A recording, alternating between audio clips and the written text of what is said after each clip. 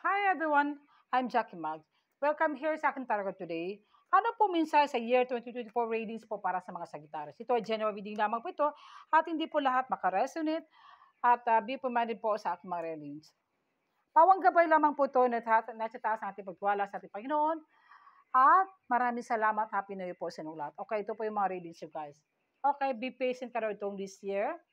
Kailangan ay be humble. Meron ka mga inasikaso tungkol sa papers, documents po dito guys na may oportunidad na darating na matagal mo nahintay. Kaya naging patient ka muna ngayon. Pwede nyo guys, nasa ibang bansa kayo na gusto mong umuwi dito sa bansang Pilipinas. Kaya meron ka pang inasikaso na tungkol sa pag-renew ng kontrata. Pwede mga documents o passports. At kailangan just patient ka muna this year. Darating na panahon ay bibigay yung universe sa'yo ng sorpresa na darating na hindi mo naasahan.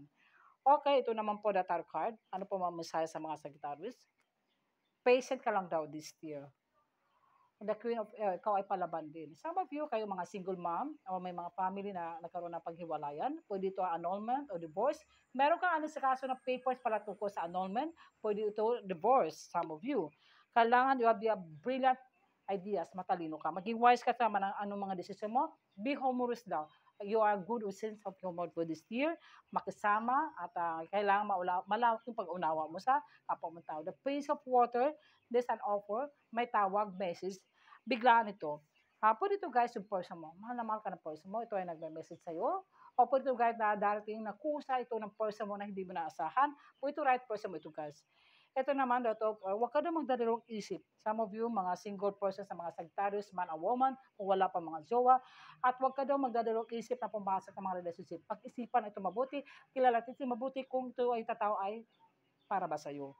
Kailangan din ay yung mga desisyon mo tungkol sa work mo, sa career mo, kailangan pag-isipan mabuti. Huwag kang magpados-dalos. Yung iba kasi gusto maghinto kasi pagod ka na. Learn to rest but not to quit. Kaya be patient lang hanggang sa magtagumpay ka. Maging ano ka daw, mag-show up ka daw. Darating ng panahon. Ito naman po, in the near future, malapit na. Pwede ito next month or next year. Hindi ko alam kung kailan ito. Si Lord lang bahala. Basta darating ng panahon, you have to be patient. Iyon na yan. Iyo na yan ang mga blessings na hindi mo naasahan, na abundance. Okay, ito naman aking sadkel po.